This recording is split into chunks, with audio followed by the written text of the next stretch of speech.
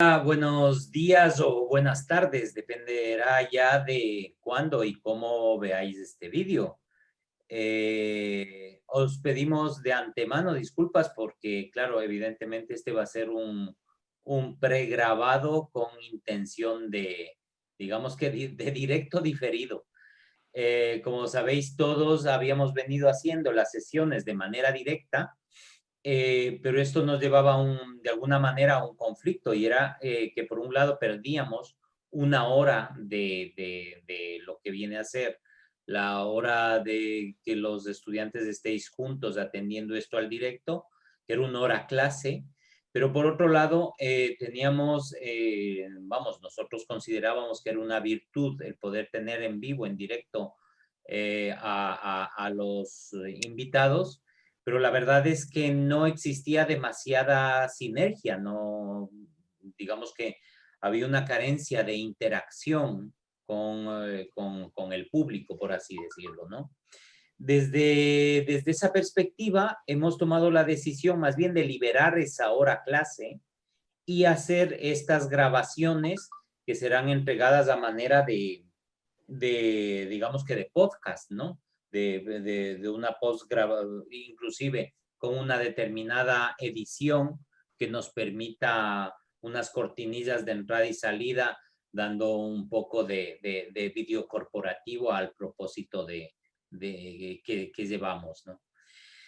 Bien, desde ese punto de vista, pues recordarles que en todo esta experiencia de vuestra contribución académica al proyecto de la REMOR en la Marina de Valencia, pues llevamos varios vídeos que han empezado, pues, empezamos con una presentación en la que en la que en algunos casos hubo un acercamiento un poco más, un poco menos profundo de las características digamos que de toda la condición urbanística que se daba. Luego hice yo digamos que una presentación específica de Valencia como ciudad y la coyuntura particular que envolvía a todo el proyecto del tinglado, de la humanización del tinglado 2, ¿no? En la Marina de Valencia. Posteriormente a ello, y digamos el vídeo anterior, fue el vídeo de Marta García de Grupo Aranea, presentándonos en concreto lo que fue en su momento el proyecto ganador. Eh, y como de alguna manera os he venido poniendo en antecedentes, pues ahora tenemos a Jorge Toledo. Jorge Toledo viene a contarnos con él también por el cariño y la mucha cercanía y proximidad que me une a él.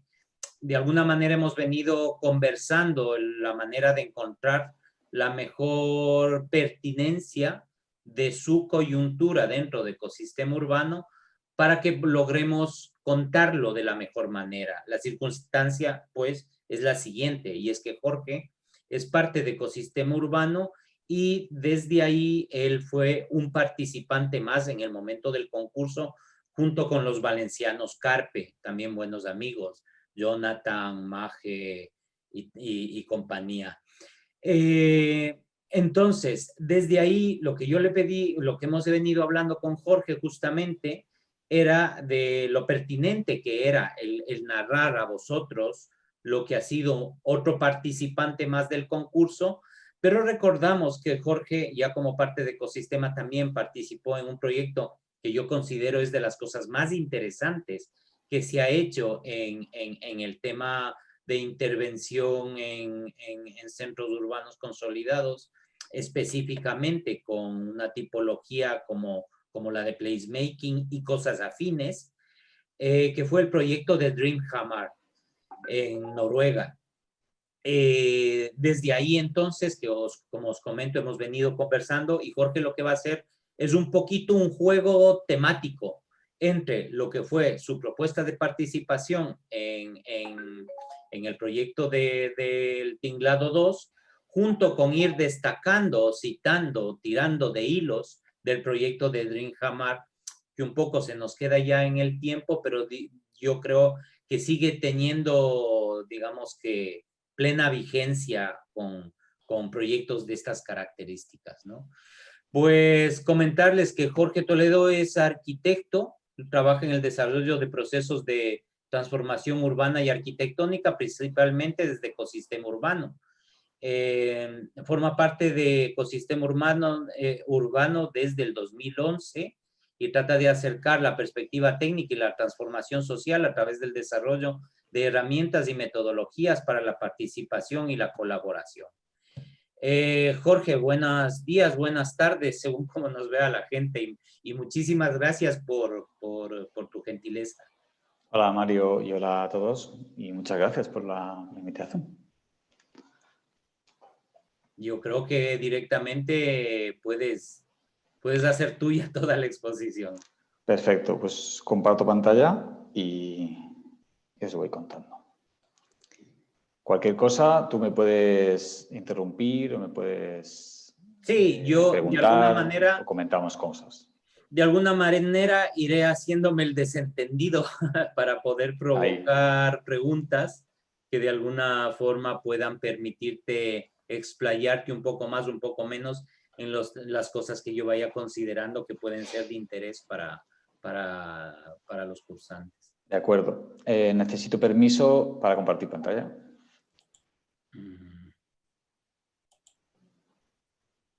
Enseguida te doy. Mírale ahora. Ahora estamos. Voy a tratar de compartir toda la pantalla. Ahí se está viendo. Dice que está empezando perfecto, lo tenemos totalmente en grande. Vale, se ve, ¿no? Sí, perfectamente, Jorge. De acuerdo. Bueno, esto es una especie de introducción gráfica al trabajo de ecosistema urbano, que como dice Mario, llevo allí desde 2011, que es justamente el tiempo en que se estuvo haciendo este proyecto de DreamHammer, que es el que principalmente voy a contar. Y bueno, para que veáis un poco la variedad de escalas, de lugares y de enfoques con los que nos acercamos al trabajo, sobre todo con el espacio público y con edificios públicos o, bueno, una concepción amplia de lo que es un espacio público. Una forma de explicarlo brevemente el trabajo es este intento siempre de combinar la componente social, la gente, ¿no?, que vive y que son los que experimentan en primera persona las ciudades, y el entorno entendido como medio ambiente o la componente natural que también entra en juego, ¿no? Que son como los dos principales ámbitos que operan o que mueven la ciudad. Y luego, entendiendo que nuestro trabajo, las herramientas, las metodologías y la tecnología son maneras de facilitar la participación de esos dos ámbitos en los proyectos, ¿no? Bueno, para contextualizar muy brevemente, DreamHammer es un proyecto que hicimos, empezó en 2010, duró un poco hasta 2012, en este contexto, en un lago del interior frente a un lago del interior de Noruega, en una ciudad que se llama Hamar, y el objetivo fue rediseñar la plaza central de esta ciudad, una ciudad pequeña, unos 20.000 habitantes, que estaba justo delante del lago, como veréis en algunas otras fotos, y que había sido un parking durante las últimas décadas, desde la entrada de los coches, en lo que antes era la plaza del mercado tradicional del pueblo, ¿no?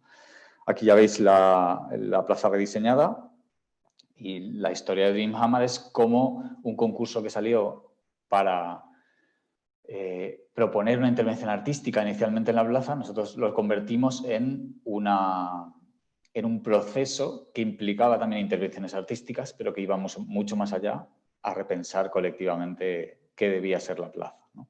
Y que finalmente incluyó también el rediseño de esa plaza como proyecto. Lo he enfocado, esta forma de contarlo, en lugar de contar el proyecto como lo suelo contar, con todas sus componentes, etcétera, he preferido saltar directamente como a contarlo por aspectos que me parecen clave y que son los aspectos que luego, de alguna manera, hemos intentado incorporar o intentamos incorporar en la propuesta para el tinglado, ¿no?, en Valencia. Con lo cual, sobre todo voy a contar, voy a ejemplificar lo que digo mostrando el proyecto de Hamar, y luego lo referiré con algunos gráficos que he extraído de la propuesta, algunos esquemas, a cómo eso se revierte muchos años después en una propuesta para Valencia, ¿no? Bueno, el primer tema del que quería hablar tiene que ver con la diversidad de formas de participación. Pensar de cuántas formas vamos a intentar que se pueda participar en este proyecto, ¿no? En el desarrollo urbano, que al final es el reto. Esto que veis aquí es el gráfico que explicaba Dreamhammer, que tiene, como veis, como muchos tentáculos, muchas patas que le salen y a su vez muchas patitas. Todos ellos son como ámbitos o espacios en los que se producía participación, ¿no? O formas en las que se producía participación. Esto es un proceso que en su momento no llamábamos de placemaking, tal cual, lo conceptualizábamos como network design, como diseño en red, desde la idea de intervenir en un espacio, no como un estudio o un grupo de arquitectos o profesionales aislados de la realidad y haciendo estudios técnicos, sino meternos en una red con muchísimos otros agentes y, digamos, generar una especie de conciencia colectiva sobre el proyecto, una reflexión colectiva y de ahí nosotros luego beber como profesionales para enriquecer el proceso, ¿no? Entonces, aquí veis muchas patas, ¿no? Una pata más académica, con 9 universidades implicadas, una pata como más de concepto inicial del proyecto, que luego explicaré, una serie de acciones urbanas, un laboratorio físico, un espacio físico y un espacio digital, una serie de talleres temáticos y una actividad que se hizo con colegios y con institutos en la cual participaron los más jóvenes. Entonces, este tipo de actividades al final es todo un abanico o un montón de formas que permiten que gente con distintas capacidades, distinto tiempo, disponibilidad o distintos intereses entre de alguna forma a aportar al proyecto. Aquí veis el espacio físico que estaba delante de la plaza y que fue como la casa del proyecto, con lo cual la primera forma de participar era simplemente entrar aquí y ver qué había expuesto, ¿no? O contado del proyecto pues en las paredes, en las mesas, en el mobiliario que usamos allí. Aquí veis un poco algunos de los elementos que iban llenando poco a poco ese espacio, que era el espacio donde se realizaban los propios talleres o las actividades, donde se exponían también todos los materiales que se iban generando, se iba contando la historia sobre la marcha del proyecto, donde se hacían estas actividades, por ejemplo, con niños, que tanto desde sus escuelas como viniendo como por grupos al espacio, fueron dibujando o proponiendo, dibujando sus reflexiones sobre la plaza ideal. Aquí veis como cosa curiosa, por ejemplo, que el 99%, bueno, prácticamente creo que de 300 y pico dibujos había uno que no dibujaba agua, ¿no? Que no dibujaba un elemento de agua. Con lo cual, te da claves culturales muy importantes de forma a veces indirecta, ¿no?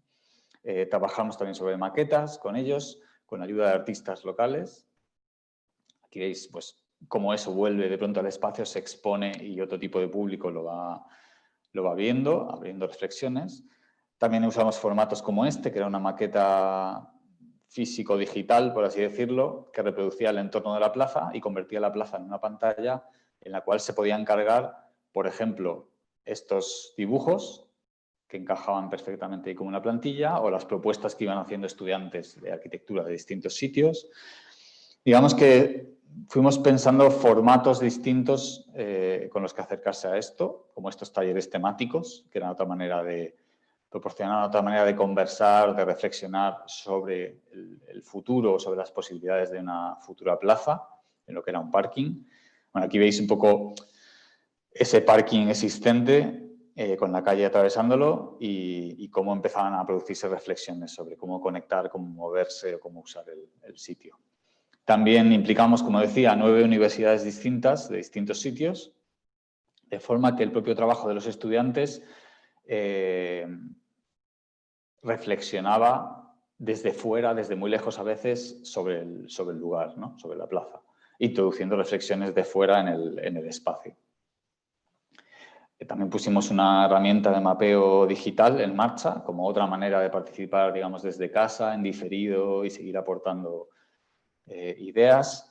Y luego también se puso mucho acento en una componente a medio camino entre formativa y reflexiva de unos talleres online digitales que, bueno, permitían de nuevo introducir, por un lado, difundir conceptos como los que se estaban tratando de aplicar y a la vez introducir a gente de fuera en la reflexión, ¿no? Aquí veis un poco el mapa como de dónde iba conectando la gente, con la anécdota de que incluso desde una casita en medio de los Alpes se conectaba alguien a participar en un proyecto en Noruega, ¿no? Pero bueno, también desde Latinoamérica, de distintos sitios.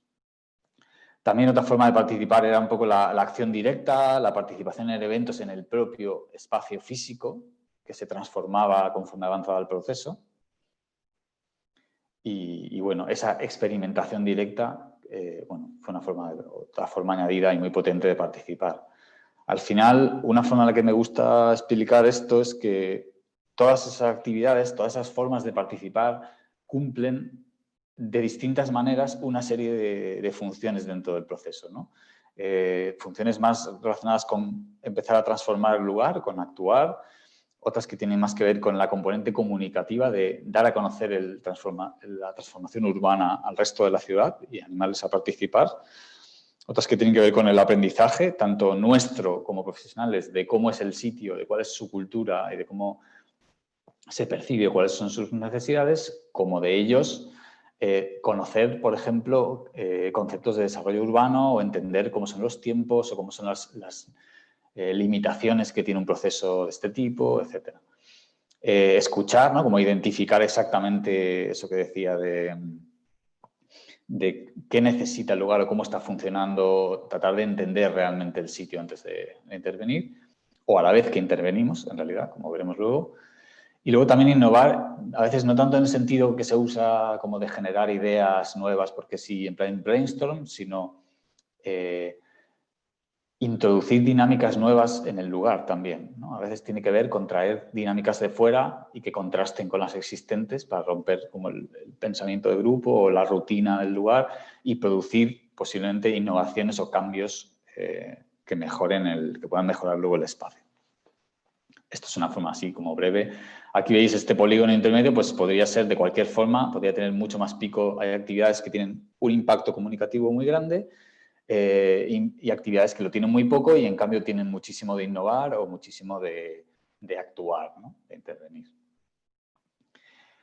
Una de esas cosas que ya ha aparecido, que para mí es súper clave, es la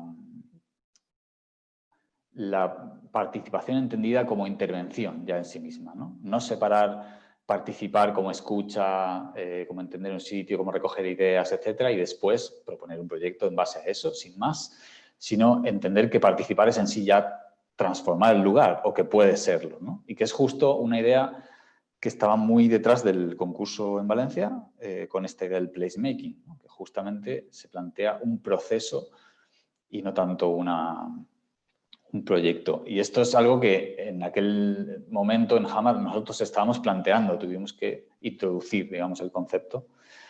Aquí vemos, voy a pasar rápido, esto es un vídeo que hicimos para explicar la idea de cómo se llamaba inicialmente la propuesta, que era 1000 Square, como 1000 plazas en una, con esta idea de experimentar, pasamos un poco para que se vea la idea de poder incluso prototipar distintas plazas sobre el espacio para probar, ¿no? Para ver cómo funciona, para percibirla, para experimentarla y poder de ahí extraer, digamos, la plaza ideal o proyectarla.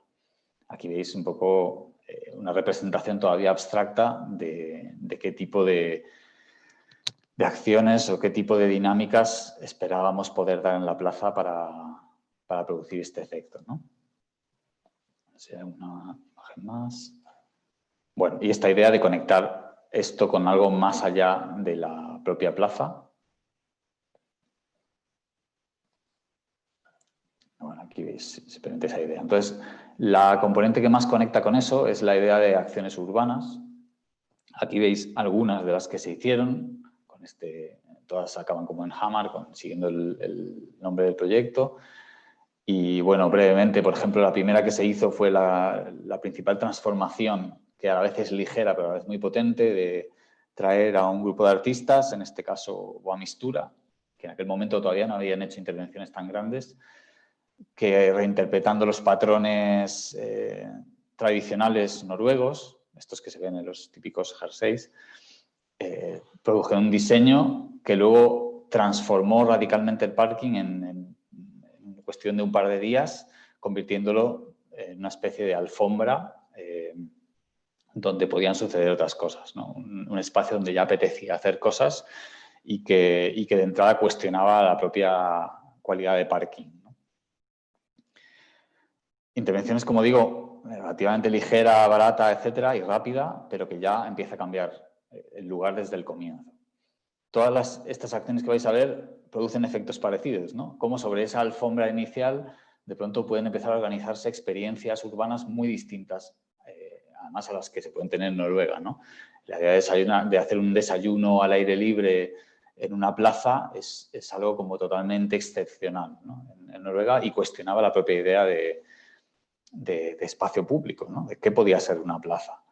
Y aquí veis, pues bueno, el movimiento que tuvo aquello.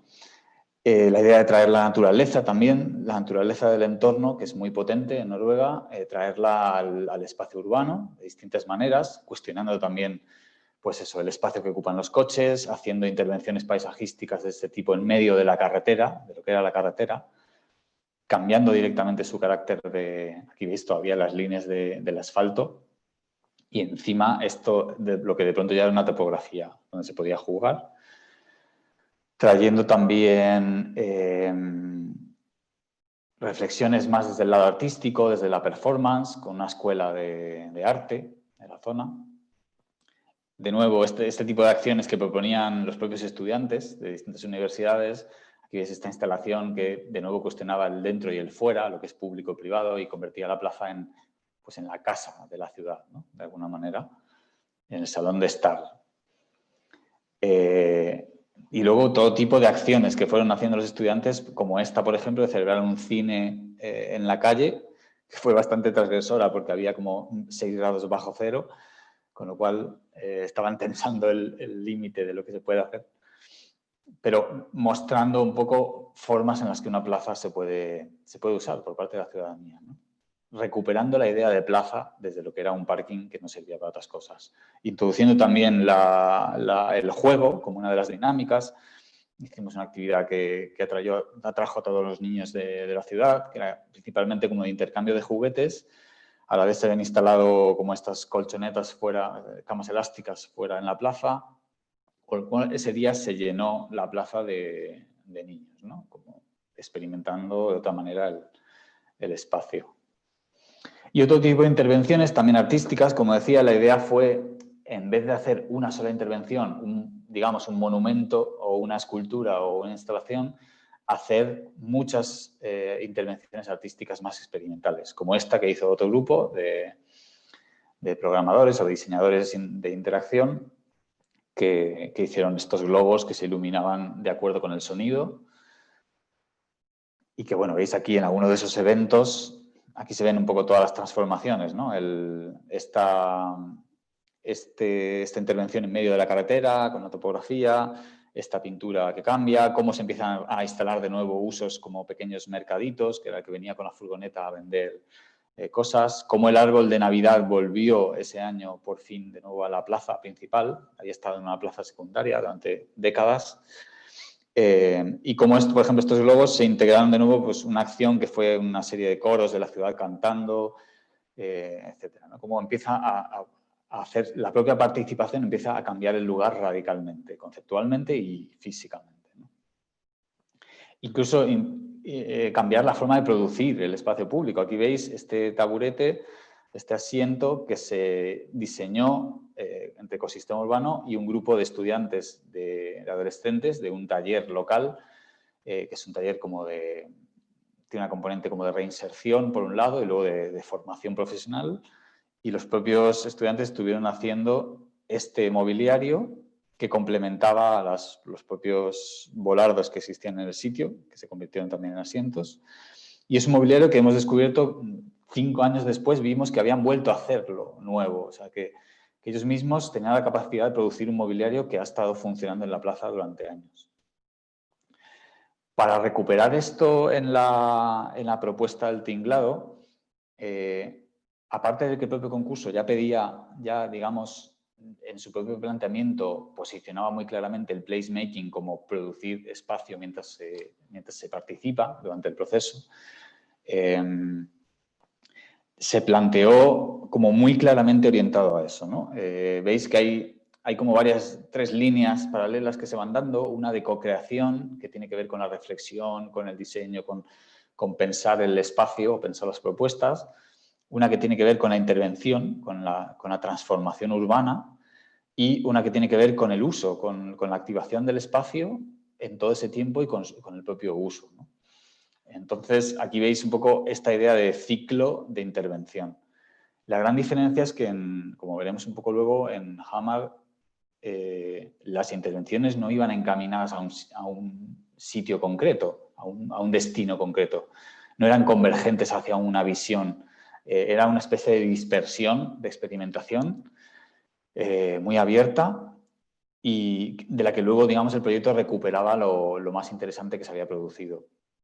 En cambio, en el tinglado, una de las condiciones, digamos, de partida era que debía producirse una especie de desarrollo acumulativo, progresivo, digamos, que no debía esperarse hasta el final para ejecutar el proyecto, sino que se tenía que ir interviniendo ya sobre el propio espacio. Luego puedo explicar un poco más en detalle cómo se puede hacer una mejora acumulativa con toda la incertidumbre que hay en estos procesos, de que pueden probarse cosas que luego no se hacen, etcétera.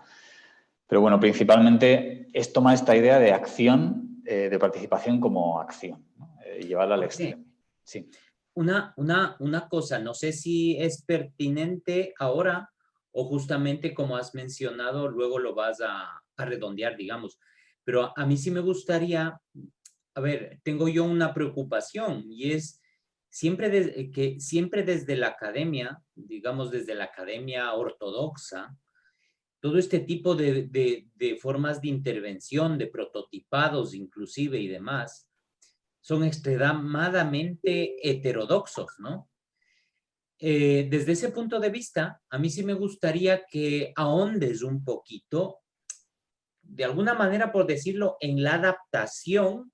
Yo, por ejemplo, soy muy partícipe de que mucho depende de la comunicación, es decir, de cómo cuentas lo que vas a hacer. Bueno, evidentemente, más allá de tener, digamos, el cliente adecuado, es decir, que haya, en este caso, los ayuntamientos, las municipalidades estén dispuestas, ¿no? Por así decirlo, que haya la voluntad política, pero más allá de la voluntad política, ¿cómo ese arquitecto o urbanista tradicional puede involucrarse dentro de una metodología como esta?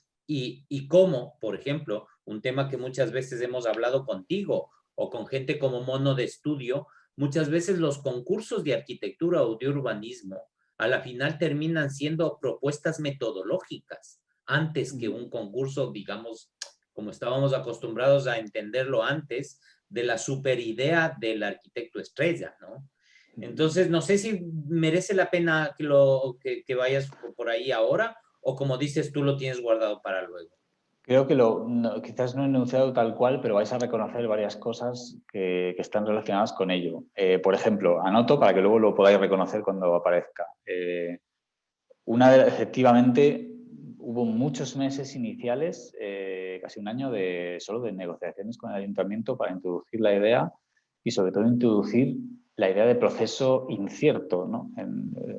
Cuando una administración está acostumbrada a trabajar con certezas en la medida de lo posible, entonces decirles que íbamos a hacer un proceso del cual no sabíamos que iba a salir era bastante complicado, ¿no? Entonces, veréis que hay un proyecto preliminar que llamamos y un proyecto final. O sea, es decir, hicimos un anteproyecto antes de empezar el proceso solo, digamos, para demostrar a la administración que además de todo lo que estábamos diciendo que éramos también arquitectos y sabíamos hacer un proyecto, ¿no? Es decir, estamos hablando de procesos, pero igual les tuvimos que dar un producto inicial de forma un poco absurda, ¿no? Pero como para calmar ciertas expectativas y bueno, y también sirvió para sentar un precedente, ¿no? Que nos permite ahora comparar el proyecto inicial y el proyecto final. Eso lo podemos ver, lo veremos después porque está en la presentación. Esa era una de las cosas. Y luego veréis también que esto se traduce en formas distintas de usar el presupuesto y de acceder a los permisos para intervenir en el espacio público, etcétera, que son aspectos que también pensaba comentar. Pero bueno, incluso también en la negociación inicial sobre un calendario. Yo creo que eso justo es el siguiente punto. Aquí quería hablar sobre el carácter de un proceso participativo como algo continuo o distribuido o como algo puntual y concentrado, que es una cosa que también, digamos, experimentamos de formas distintas en ambos proyectos. Y precisamente aquí veis, por ejemplo, eso es uno de esos primeros calendarios. Esto es un documento de trabajo pegado aquí tal cual, con los cuales, digamos, negociábamos, explicábamos al ayuntamiento cómo iba a ser el proceso, ¿no? Cómo explicas en la medida de lo posible, proporcionando la mayor certeza, sabiendo que lo que va a suceder en estas actividades va a ser, en cierta manera, impredecible, pero cómo justificas un uso de los recursos, una programación, una capacidad del equipo para llevarlo a cabo, etcétera. Trabajando en formatos, pues ya veis, un Excel prácticamente que nos permitía llevar esa conversación. Luego esto ya se tradujo pues a esta timeline final del proyecto, que es un poquito más abstracta, más ilustrativa, pero el documento de trabajo era un poco así. Aquí veis esta idea inicial que había en Hammer de que había algunas actividades un poco más concentradas, pero sobre todo mucha regularidad. Si os fijáis, está todo como muy pautado, como unos ritmos muy claros, semanales, mensuales, etcétera, que se repiten. Y que en aquel momento sucedió, por un lado, que se mantuvieron esos ritmos y por otro lado hubo otras actividades que fueron completamente caóticas, digamos, que nosotros programamos en cualquier momento, cuando surgió la oportunidad, cuando mejor se daban y que siguieron sus propios tiempos.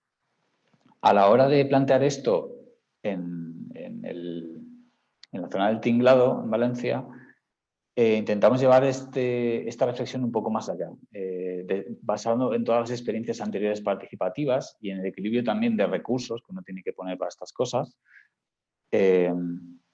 Uno de los temas es esta concentración o dispersión de las actividades. Aquí veis, bueno, este diagrama es un poco complejo, pero bueno, veis que hay unas ciertas actividades regulares que se mantienen siempre y otras que se concentran más en ciertos momentos.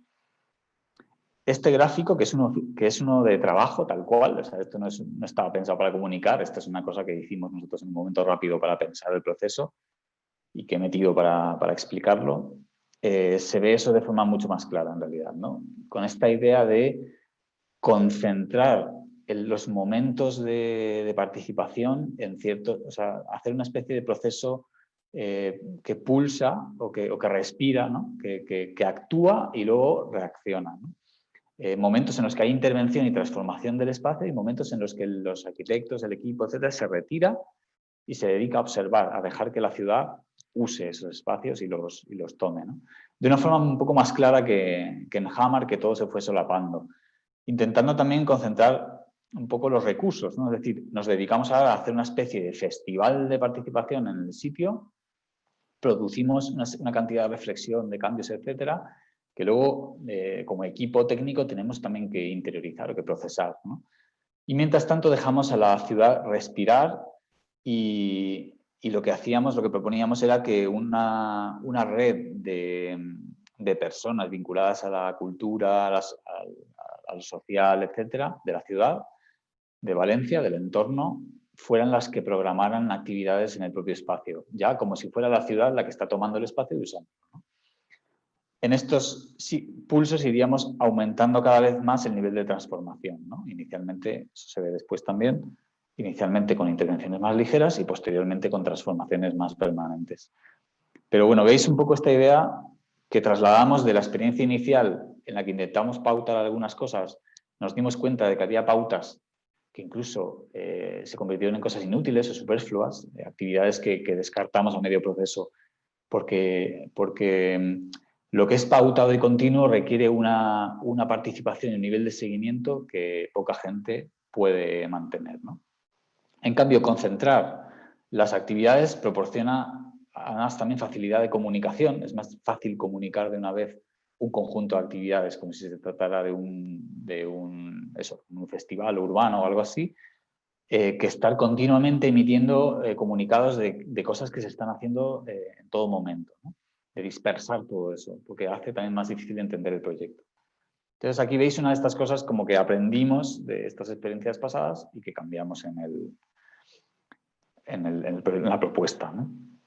Aquí veis un poco este concepto súper simplificado, ¿no? Esta idea de pleamar y bajamar, usando un poco metáforas portuarias, de cómo mareas vivas que mueven el espacio y mueven las piedras de sitio en las playas y traen algas y se las llevan, y luego mareas bajas en las que los cangrejos, los animales salen y digamos, usan ese espacio de la playa de otra manera. Es un poco con esas metáforas plantear este desarrollo urbano en esas fases. Otra reflexión que también se puede ver en ambos proyectos es la idea de si abordamos de forma sectorial o parcial los temas que afectan al desarrollo urbano o si tratamos de pensarlo todo de forma transversal. Aquí veis, por ejemplo, una línea de actividades de Hamar que mantenía esta separación por temas, que fueron los talleres de reflexión, ¿no? Que son, se dividió como en varios temas, como actividades, el medio ambiente, la tecnología, la estrategia estacional, que es un tema como muy específico que surgió para el lugar, y gente, ¿no? La parte social. Aquí veis, bueno, una serie de actividades periódicas que se fueron haciendo en las cuales participaba gente local y gente que venía de fuera y la propia ciudadanía, sobre todo pensando como en producir reflexión un poco más puntual desde esos temas, ¿no? Hacer lecturas distintas del espacio público. Aquí, bueno, un poco como ejemplo, este tipo de reflexiones nos daban información como más concreta, cultural, social, de cómo se usan o se viven los espacios en Noruega o qué expectaciones había. Y es lo que ha permitido que luego la plaza, por ejemplo, a raíz de las reflexiones de posibles actividades, etcétera, cambie radicalmente de actividad y de uso, o cómo enfocarnos en la estrategia estacional como un tema a reflexionar en sí mismo y a profundizar, ha permitido, por ejemplo, que la plaza funcione en verano, en los momentos un poco más cálidos, de una manera, jugando con el agua, en este espacio, y luego cómo el mismo espacio, simplemente a través de las propiedades del agua y del clima, se congela en invierno y se convierte en una pista de hielo, ¿no? En un espacio que cambia totalmente de uso y se convierte bueno, finalmente se convirtió casi en la postal navideña que mandaba el ayuntamiento, con lo cual, bueno, es una muestra de que el proceso logró volver a poner lo que era un parking, volver a convertirlo en plaza, ¿no? A nivel conceptual, y que la ciudad volviera a mirar ese espacio como su plaza principal. Bueno, estos son como claves de diseño que no teníamos nosotros al principio y que obtuvimos de esas reflexiones temáticas. En Valencia, lo que planteábamos es que, y un poco parecido a Hamar, hay intervenciones que son transversales, que tocan distintos temas, o cuando uno interviene en el espacio, a veces ni siquiera sabe qué temas va a tocar, qué teclas va a tocar, o cómo va a reaccionar la ciudad a eso. Pero sí que había también líneas de trabajo, dentro sobre todo de la parte de diseño, de reflexión, que intentaban no dejar ningún aspecto clave sin tocar, ¿no? Aquí veis que se habla de confort, de mobiliario, de equipamiento, de vegetación, como esa relación con la naturaleza, de accesibilidad, de una serie de temas que sí que se querían abordar mínimamente como de forma parcial, trayendo pues algún experto en el tema o produciendo una reflexión focalizada, pero el resto del desarrollo, la propia transformación, todos esos temas iban cruzados o combinados de una manera mucho más compleja, que es cómo funciona la ciudad, ¿no? Al final. Otro punto que creo que se puede extraer o comparar de ambos es esta idea de proceso versus proyecto, ¿no? ¿En qué momento, cómo conecta un proceso de transformación que ya se está dando con un proyecto tradicional, ¿no? de desarrollo urbano? Y ahí entra lo que os decía antes, ¿no? Esto es el primer proyecto que hicimos para la Plaza de Hamar en abstracto, como lo haría un arquitecto, bueno, como lo haríamos desde la profesión, ¿no? Estudias el sitio, vimos cómo era, vimos referencias, pensamos que hacía falta y propusimos lo que a nosotros nos parecía como más útil o más adecuado para ese lugar, ¿no? Y veis, bueno, tiene estas ideas más abstractas, a lo mejor, bueno, de tener una vida de calle alrededor, activa, un espacio más equipado y una especie de arena o de espacio abierto en el centro donde pudieran suceder cosas. Pero era una propuesta todavía muy abstracta, ¿no? Como digo, la hicimos un poco a requerimiento del ayuntamiento para tener algo tangible con lo que colmar las expectativas prácticamente de que esto produjera luego un resultado. Es como, mira, sí, puede producir un resultado y puede ser como este, pero no va a ser como este, claramente. Queréis un poco estas explicaciones. Y en cambio luego el proceso que se dio en Hamar fue más bien como generar una nube de reflexiones, de ideas o de conocimiento en suspensión casi en el ambiente y traducido en un montón de documentos internos. Y luego cómo nosotros hicimos un proceso de, digamos, de procesar estos o de sintetizar todos estos temas al final en un diseño urbano, ¿no? Aquí veis un poco una nube inicial de temas que se estaban dando, que se tocaron o que se convirtieron en importantes a lo largo del proceso, y cómo luego el diseño urbano lo que hace de alguna manera es sintetizar en el mínimo de propuesta posible que hace que todo aquello sea posible, ¿no? Entonces de pronto surgieron una serie de espacios, equipamientos en la plaza que eran a la vez más específicos, porque por ejemplo este espacio era un espacio que permitía hacer fuego, permitía funcionar como una especie de campamento urbano, algo que no se nos hubiera ocurrido en la vida como arquitectos españoles, hacer fuego en una plaza, ¿no? Porque eso en España sería como la locura, tener que pedir todos los permisos y seguros y más para poder hacer eso. Y allí en cambio estaba como admitido a nivel cultural y legal, ¿no? O generar un espacio que acondicionaba en parte el clima y que permitía actividades que no se podían dar en la plaza, o concentrar en torno a este espacio que veíais, que es como este círculo que se convierte en pista o en espacio con agua o en fuente, según el momento, concentrar también toda una serie de actividades, convertirlo a la vez en escenario, etc. El trabajo de diseño fue como recoger, beber de toda esa nube de reflexiones y traducirlas en un proyecto final. Pero como digo, estas reflexiones eran muy abiertas inicialmente. La lectura que hicimos nosotros la hicimos como arquitectos con muchísima más información, por así decirlo, y más conocimiento del lugar, pero lo hicimos nosotros. No había un vínculo directo, no había un compromiso tampoco entre lo que se iba haciendo durante el proceso y lo que sería después. Y como veis es totalmente distinto. No se conservaron las intervenciones puntuales, ¿no? En cambio, bueno, aquí veis un poco este diseño final, que como veis no tiene nada que ver con el que habíamos hecho nosotros al principio. En cambio, el reto que se planteaba en Valencia era que ya durante el proceso había una expectativa de que se fuera transformando el lugar hacia un proyecto, ¿no? Hacia un proyecto que no tienes porque estás generando sobre la marcha. Esa era una especie un poco la contradicción que proponía el concurso y que nosotros tratamos de lidiar con ella o de afrontarla conociendo estas experiencias anteriores, pensando en sistemas de desarrollo progresivo que pudieran seguir siendo útiles o funcionales después de intervenciones más grandes posteriores. Por ejemplo, intervenciones iniciales que tenían que ver con mover volardos o mover barreras en el espacio público,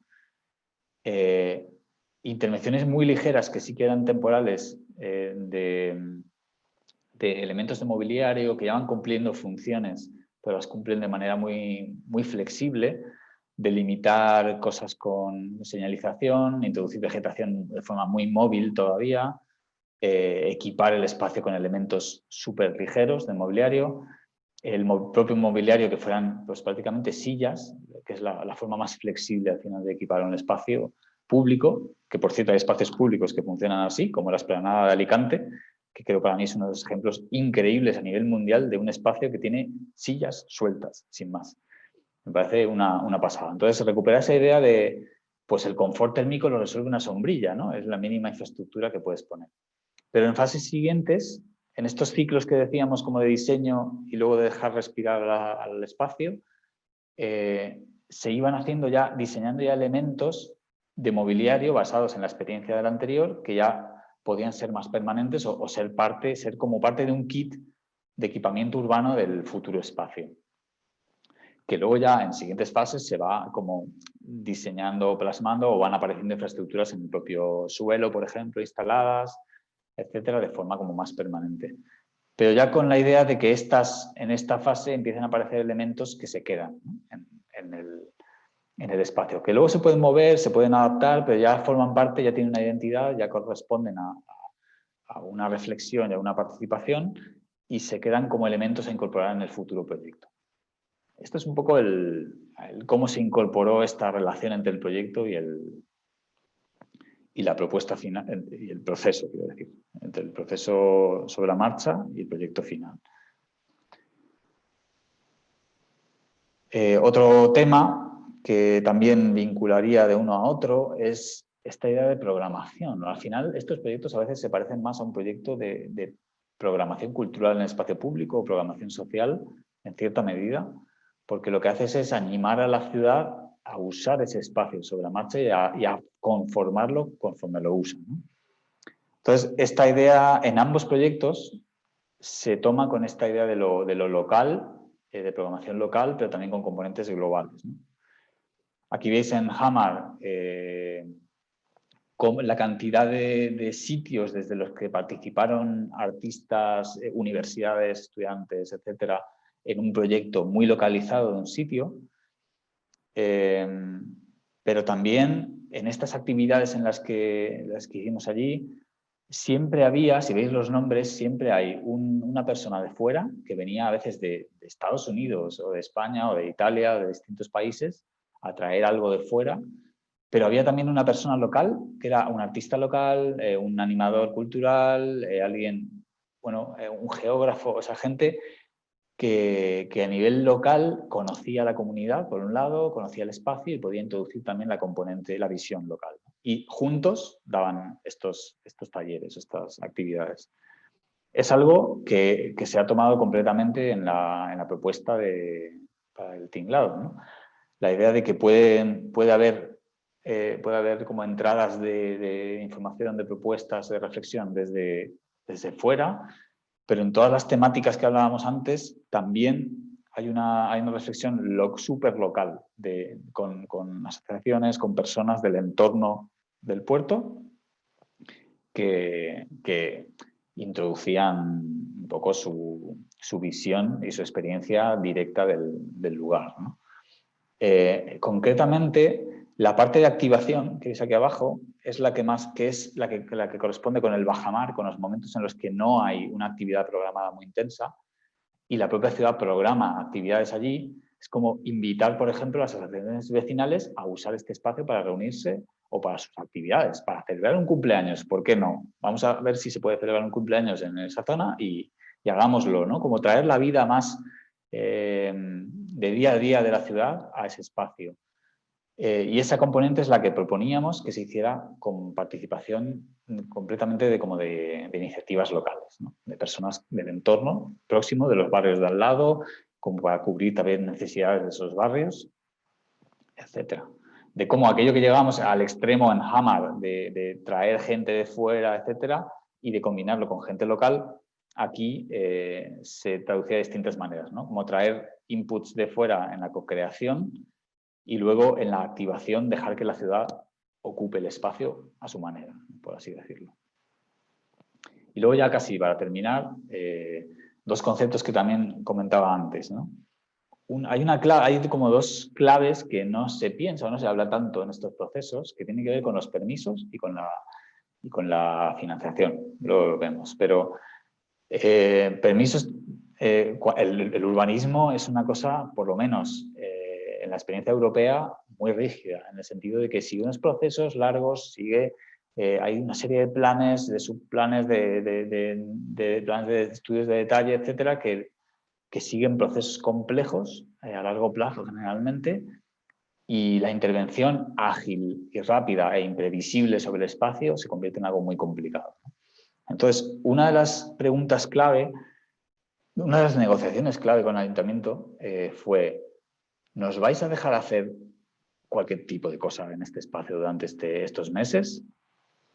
Es un poco el ejercicio de decir: esta plaza, este espacio que tenemos aquí, que queremos convertir en una plaza progresivamente, dejadnos a nosotros gestionarlo, contratamos los seguros que hagan falta, etcétera, para dejar cubierta la responsabilidad, pero nosotros vamos a hacer como de gestores temporales de ese espacio, sobre todo para facilitar que si aparece de pronto un grupo de estudiantes que quiere hacer una instalación que transforma el espacio público, no haya que hacer un pedido de un proyecto, un pedido de una solicitud de ayuntamiento, 2 meses de espera para que te den permiso. Todo este tipo de procesos urbanos que se salen completamente de la escala de la experimentación casi en tiempo real, ¿no? Entonces, uno de los primeros pactos, por así decirlo, con el ayuntamiento fue: dejadnos hacer, básicamente. Yo lo llamo un poco, me gusta llamarlo estado de emergencia, con el juego de palabras del estado en el que pueden emerger cosas, ¿no? El ayuntamiento retira las regulaciones por un momento, levanta las restricciones y los procesos burocráticos y deja que se hagan cosas de forma mucho más ágil en la plaza, ¿no?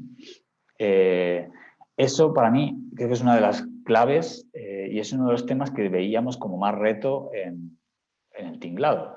Por un lado, el concurso ya estaba planteando desde el comienzo que se hiciera de esa manera, por así decirlo, y planteaba pues una especie de comités o de espacios en los que eso se podía ir coordinando, pero no quedaba claro cómo iba a ser cuánto iban a facilitar realmente eso.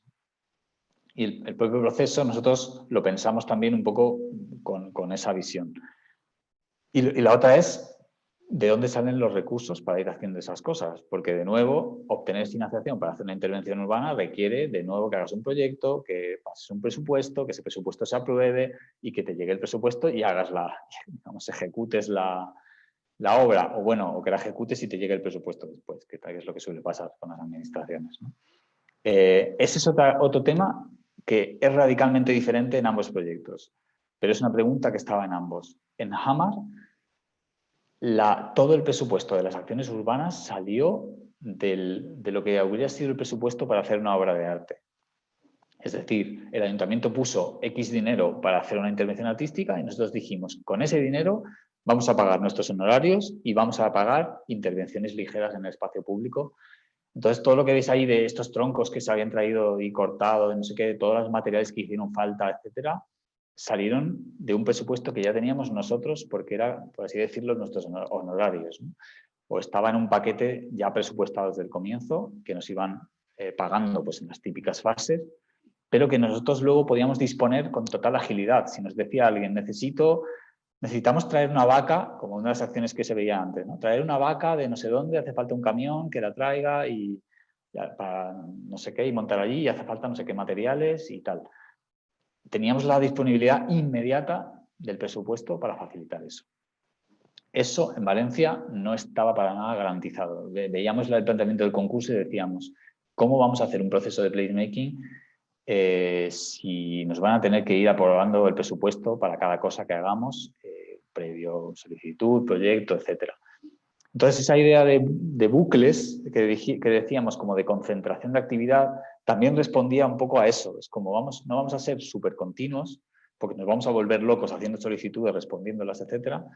Vamos a concentrar en momentos clave las intervenciones de manera que podemos prever. Dentro de 2 meses va a haber un festival, por así decirlo, de intervención urbana en el que vamos a necesitar, estimamos tanto presupuesto, podemos empezar a pedirlo ya, podemos empezar a tramitar permisos, etcétera, ya, para estar seguros de que se puede hacer. Esto con bastante incertidumbre, porque tampoco sabíamos después cómo iba a ser de operativo aquello. Pero veis cómo el propio planteamiento, el propio calendario del proyecto cambia por esa condición. En Hamar teníamos completa flexibilidad por las condiciones en las que se hizo, y en cambio en Valencia sabíamos que íbamos a tener que lidiar con la administración y con sus plazos, ¿no? Plazos que te pueden demoler completamente el proyecto, porque tú puedes tener planteado una actividad en la que se empiezan a construir un mobiliario, etcétera, y que la administración no haya respondido todavía al presupuesto, con el presupuesto necesario para ejecutar eso, etcétera. Creo que ese es el principal reto que tiene que tener el proceso, el diseño del proceso, de tener en cuenta que en Hamar eran intervenciones muy ligeras. A nivel de presupuesto era como una línea plana, casi muy poquito presupuesto, y luego la intervención final en la plaza, la ejecución de la plaza. Aquí querían que se fuera ejecutando sobre la marcha. Eso significa presupuestar sobre la marcha y financiar sobre la marcha el proyecto. Creo que es uno de los retos principales también.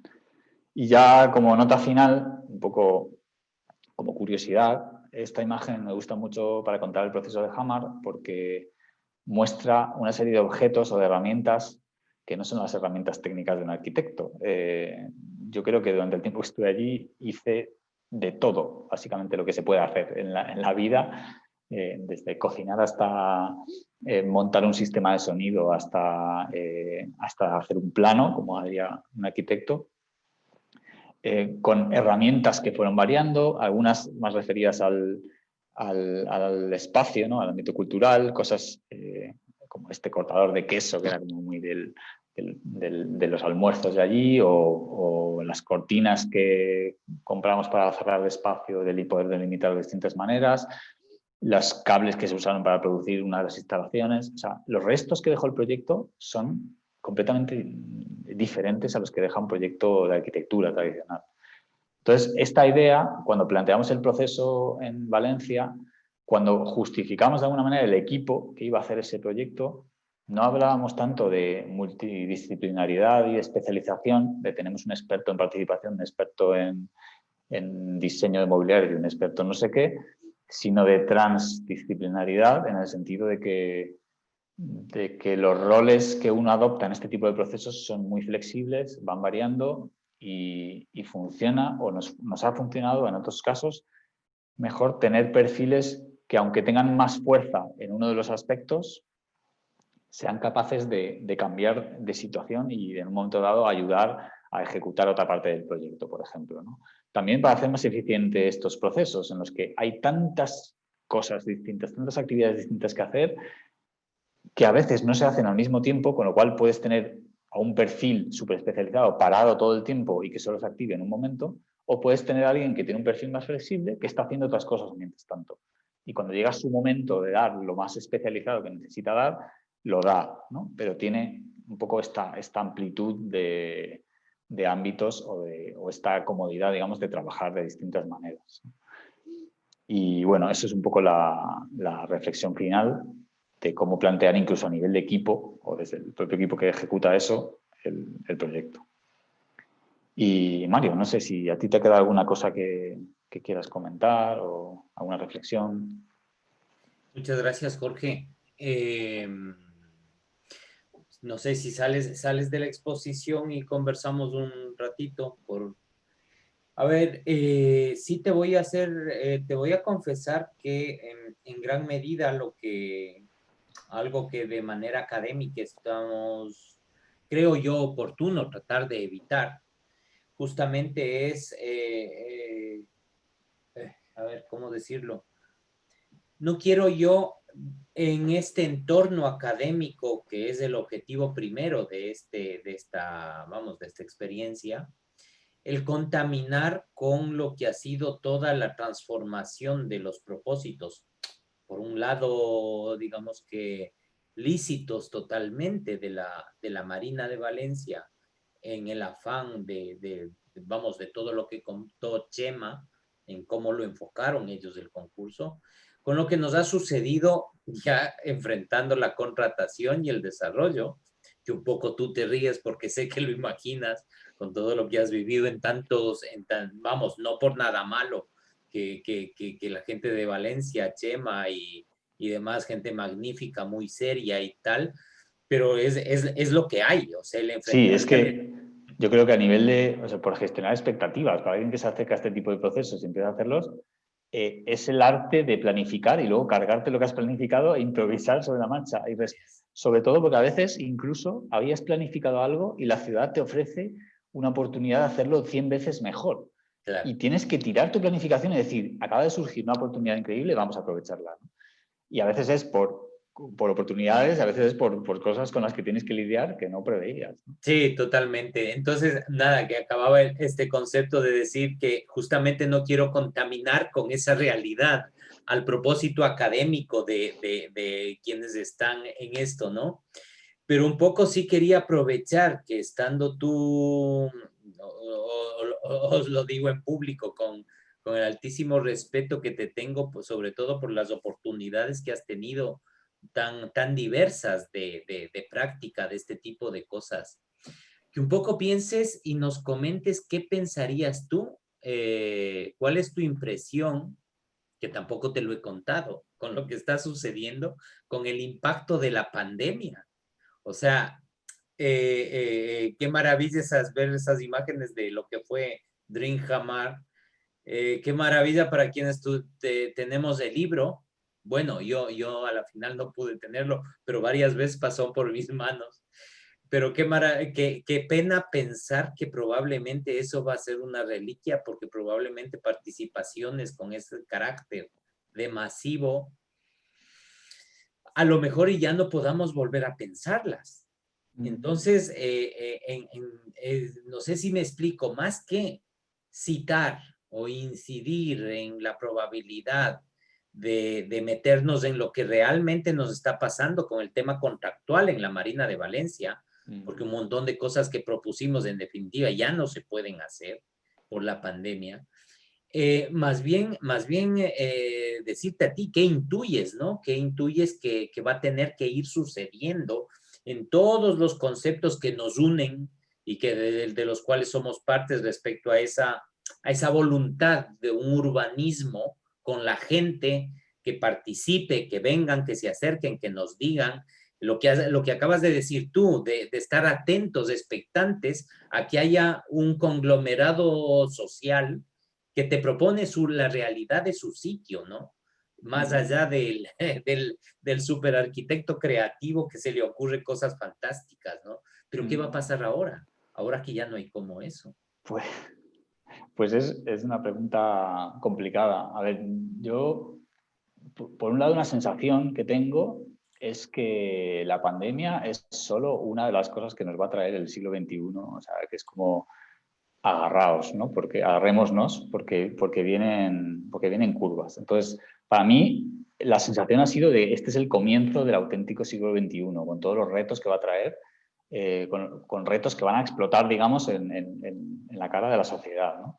Entonces, es un poco, para mí, por un lado, me resisto a pensar, como se está haciendo mucho, de pensar en el urbanismo post-COVID, etcétera. O sea, pensar para la pandemia, porque sé que es una de las cosas que van a venir. Podríamos estar pensando para la sequía, podríamos estar pensando para los huracanes que van a arrasar zonas donde no arrasaban antes.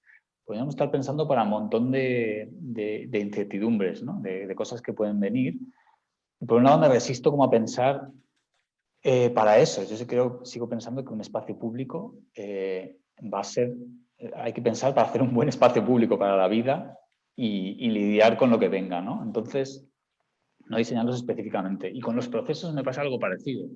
Es como estos procesos, efectivamente, ya cuando los hacemos, los pensamos sabiendo que hay una incertidumbre enorme, ¿no? Y que puede venir una pandemia o puede venir cualquier otra cosa. O sea, puede venir una cuestión política que de pronto te ponga el proyecto patas arriba, puede haber un recorte presupuestario brutal, puede haber como muchas maneras de ir al traste con tu plan, ¿no? Entonces, para mí la clave, por eso algunos aspectos que he comentado me parecían importantes. Por ejemplo, la diversidad de formas de participación es una forma de resiliencia también para el proyecto. Es una forma de que el proyecto tenga tantas patas, tantas formas posibles de participar, que si has pensado en una componente digital y se te caen todas, hay una tormenta solar y se caen todas las infraestructuras digitales del planeta, no pasa nada porque te quedan 7 patas más, 7 formas más de participar. Con la pandemia igual pasa lo contrario. Si se te cae una reunión presencial en la que ibas a hacer un baile, qué sé yo, súper cuerpo a cuerpo, pues vas a tener que tirar de las otras patas, de los otros tipos de actividades que sean más resilientes ante esa particular amenaza de la pandemia, ¿no? Y si viniera un huracán, pues seguramente tendríamos algunas actividades que se pueden hacer a prueba de huracanes o en espacio, o yo qué sé, en un búnker, ¿no? Es un poco, por eso para mí, cuantas más patas tiene, creo que es el desarrollo urbano es así, cuantas más patas tiene, en más patas se apoya o más, más gente, colectivos, más distintos agentes intervienen, más resiliente es, incluso a nivel político, ¿no? Un proyecto se te puede caer, si depende de la voluntad política, se te puede caer instantáneamente y desaparecer en la nada. Pero si tenías implicado a asociaciones vecinales, a universidades, a toda una serie de agentes que no se caen con la voluntad política, un proyecto puede sobrevivir a eso. Nos ha pasado en algunos proyectos en los que el proyecto ha sido después reivindicado por todo el resto de participantes o el resto de agentes involucrados que han presionado a su vez a la voluntad política para que lo mantengan, ¿no? Entonces creo que es mi única respuesta es pongamos todas las patas. Acabas de hacer con eso una descripción de la red distribuida, ¿no? A la final es el concepto de la distribución, ¿no? Sí, es como distribuir, diversificar, es el valor de la diversidad también, ¿no? Es que si las actividades son distintas y la gente es distinta también, no toda la gente le afecta igual lo mismo. Igual que la pandemia ha afectado de forma distinta a cada persona, a cada familia, etcétera, porque tenemos circunstancias distintas, afecta también de forma distinta al proceso según la diversidad de posibilidades que tenga, ¿no? Entonces, efectivamente, hay cosas que la pandemia demuele completamente. A mí me da muchísima pena como pensar que esto vaya a ser una tendencia y que vaya a, justo cuando estábamos intentando lo contrario, ¿no? Acercarnos, salir, interactuar y vivir juntos en el espacio público, que de pronto se borre de alguna manera tan rápidamente todos esos años de construir cultura social, ¿no? en el espacio público. Pero bueno, es que es tan imprevisible que mi única, no sé, casi mi única reflexión es esa, es como los proyectos diversos, resilientes y que tengan tanta penetración en la realidad a distintos niveles que un aspecto de la realidad que les modifique no los tumbe enteros, ¿no? O algo así. Gracias, Jorge. Finalmente, Jorge, para cerrar, quisiera exprimirte un poquito más y soltarte algo que se me acaba, bueno, a lo mejor es un poco una pregunta, es una demanda de sugerencias tuyas con dos alas, con dos patas, que se me ocurre que puede, a efectos de los cursantes, puede ser muy interesante. Hay algo todo lo que acabas de decir ahora en lo último sobre lo que te he preguntado, en definitiva para mí responde a la respuesta a la incertidumbre, ¿no? Y creo que la has redondeado muy bien. Yo todo el tiempo recurro, sobre todo en cosas como, bueno, un poco en la actividad que desarrollo ahora. Como tú sabes, yo soy un defensor a ultranza de la memoria y del patrimonio. Y te soy sincero que hay momentos en que siento un choque brutal justamente entre esas dos potencias, ¿no? Esas garras y esas uñas de querer agarrarnos a unos hilos que deben ser los que perduren, como solemos hacer la broma siempre, ¿no? Que dime esas tres cosas qué sé yo, del tinglado, que si llegan unos extraterrestres en el 2050 le puedas contar y ellos entiendan, o se hagan el concepto, ¿no? Entonces, claro, tienes esos elementos de memoria, de patrimonio, en este caso, por ejemplo, de los poblados marítimos y el puerto y tal, y de pronto tienes esa necesidad tan imperiosa de innovar y de prever la incertidumbre, ¿no? Lo que decías tú, de multiplicar esas patas que te permitan casi como servir para todo, como hacer para todo. Y ahí encuentro un conflicto justo que tú en lo de DreamHammer lo referenciabas con la gran cantidad de cosas que sucedieron y probablemente ese tamiz que va logrando dejar 3 o 4 cosas que están ahí, ¿no? ¿Cuál es la clave de, digamos, cuál es la apertura del grano del tamiz, ¿no? Para saber qué pasa y qué no pasa. Eso por un lado, un poco tratando de insinuar a los chicos dónde deben poner el ojo a los temas importantes, ¿no? Y por otro lado, me gustaría que hagas un acercamiento a lo mismo, pero desde la contraparte. Es decir, si mañana asesoras al alcalde de una plaza como Jamar o de algo como el concurso del tinglado, ¿cuáles serían las pautas fundamentales que crees, 2, 3, que tienen que ser consideradas indudablemente para que un proyecto como estos llegue a buen final? Bueno, yo, a ver, para tratar de contestar un poco a la primera, para mí la clave de estos proyectos es que conecten con la realidad del lugar, de todas las maneras que puedan, ¿no? A distintos niveles, a distintos alcances. Entonces, en cada lugar los procesos van a ser distintos y se van a convertir cada vez en algo más específico. Uno empieza con una serie de tocar todas las teclas, ¿no? Uno intenta hacer un barrido de temas en los cuales, por ejemplo, uno puede identificar de antemano que la parte patrimonial, histórica, la tradición, digamos el pozo acumulado del tiempo que tiene, o cultural que tiene un espacio va a ser importante, o puede no saberlo siquiera y aún así plantear el espacio para que surja eso, ¿no? Como uno intentar tocar las distintas teclas ambientales, sociales, culturales de un espacio, a ver cómo responden. Por eso, esa dicotomía que planteaba antes entre hacer actividades sectoriales o centradas en un tema y actividades que son un poco más transversales, que tocan todos los temas, es también una discusión que me ha parecido relevante, ¿no? Porque a veces uno tiene que hacer el esfuerzo primero de tocar todas las teclas del piano casi, a ver cómo suena cada una y si hay alguna desafinada, una que suena más fuerte que otra. Porque la ciudad no está afinada como un piano, ¿no? Cada lugar tiene mucho más potencia en algunas cosas que en otras.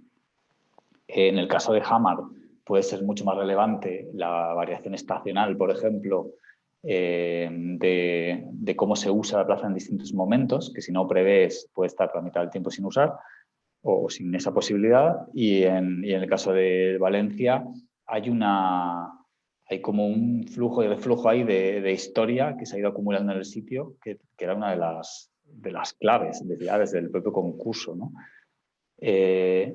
Para mí, lo que decía antes, tienes que ser capaz de tocar esas teclas inicialmente a ver cómo suenan y durante el propio proceso ser capaz de después tocar la que haga falta, la que sea más relevante al sitio, ¿no?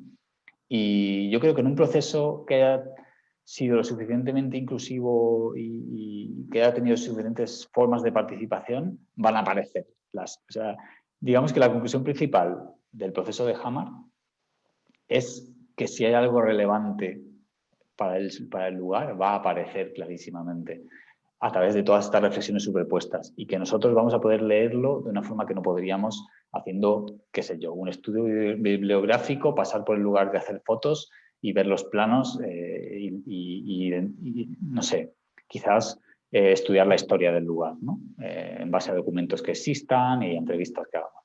Ni siquiera con eso puede ser que te hubieras dejado alguna componente clave. Después de un proceso de este tipo es imposible que te hayas dejado algo, bueno, prácticamente imposible, porque siempre alguien, aunque sea, a veces ni siquiera tiene que ver con los números, ¿eh? No es como que la mayoría ha dicho que lo más importante es esto. A veces es una sola persona en un taller perdido, en el que además solo fueron 3 personas y fue un desastre a nivel de participación, hubieras pensado, aportó una clave que luego empiezas a tirar de eso, dices, este tema no lo ha dicho nadie más, ¿qué está pasando? Y luego planteas una actividad relacionada con eso y revienta porque era un tema pues, que o está muy asumido en la cultura local y ni siquiera lo piensan, que puede ser a veces, y no le dan importancia y a veces súper clave para la identidad del sitio, para la historia del sitio, para toda una serie de cosas, aspectos culturales, o puede ser que es un tema tabú, o puedes encontrarte como una variedad de cosas que en un estudio igual ni te salen o que pueden aparecer en el momento más inesperado.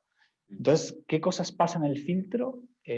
Creo que a veces es la intensidad con el que surge el tema, la multiplicidad de veces que se aborda desde distintos sitios, el número de actores que lo van, o la diversidad de actores que lo van tocando de distintos lados, que hacen que un tema al final, a lo largo de un proceso, se convierta en fundamental, ¿no? Y que uno decida al final en la plaza que haya una componente estacional entre el agua y el hielo, que haya un fuego y que haya un espacio como un poco más aclimatado para hacer ciertas cosas cuando ni se nos hubiera ocurrido, ¿no?